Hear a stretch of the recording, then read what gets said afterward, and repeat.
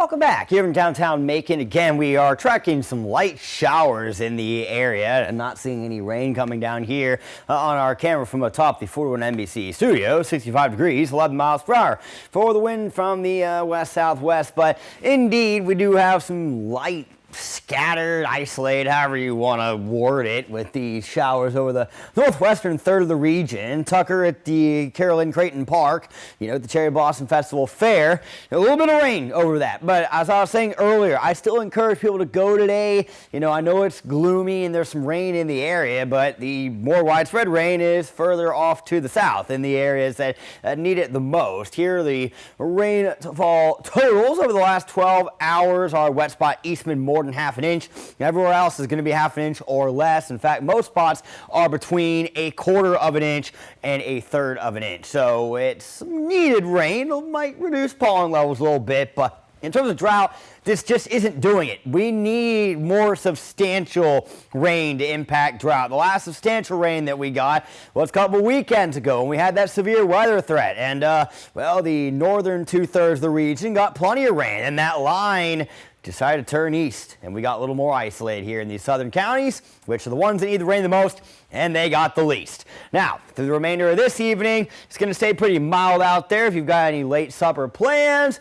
maybe bring a raincoat. Rain is going to be short-lived, but there is still that possibility. That should be out of here after midnight as the clouds will clear, and thinking we'll be into the mid-40s tonight. Depending on when the clouds clear out will determine how cold or warm it's going to be. A few degrees warmer if the clouds stay around longer. If they break up around midnight or so, should be towards that 44 mark there, but it is going to be a mild night, around the average for this time of year. Our warmer spots will be pushing around 50 degrees, and that will be all. So this cold front here has been bringing us the rain for today. You got that high pressure on the backside. That's reversing the wind right back to the southwest tomorrow. So I expect 80s for many of our highs, but this next front here will ramp up the wind on Wednesday, and then we will be seeing temperatures the remainder of the week that are more in the 70s. So a little bit cooler, but still above average for this time of year. But the rain odds staying low. So, if you don't like rain, we're good. It's just that the pollen levels are just going to keep on going.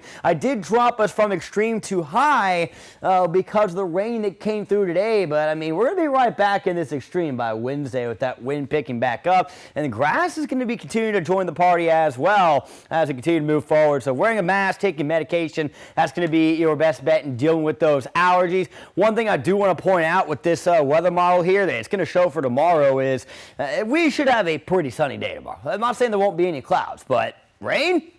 Yeah, don't expect to see any of that tomorrow. Should keep it dry until over the weekend, if not next Monday. Your extended forecast is coming your way in just 10 seconds.